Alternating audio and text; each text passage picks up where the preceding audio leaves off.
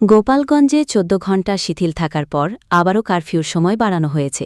জেলাটিতে আজ শনিবার ১৯ জুলাই রাত ৮টা থেকে আগামীকাল রোববার ২০ জুলাই সকাল ৬টা পর্যন্ত কারফিউ চলবে।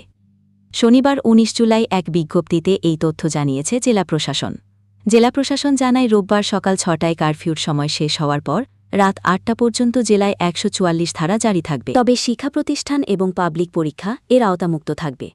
এর আগে আজ শনিবার ভোর ৬টা থেকে রাত ৮টা পর্যন্ত জেলায় কারফিউ শিথিল করা হয়।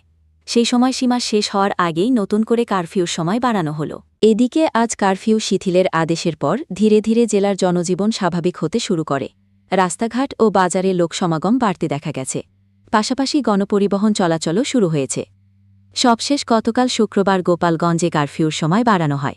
ওই দিন সন্ধ্যা ৬টা থেকে আজ শনিবার সকাল ৬টা পর্যন্ত জেলায় কারফিউ চলে। প্রসঙ্গত গত বুধবার সমাবেশ শেষে ফেরার পথে এনসিপি নেতাদের গাড়িবহরে হামলার ঘটনায় গোপালগঞ্জের পৌরপার্ক এলাকার রণক্ষেত্রে পরিণত হয়।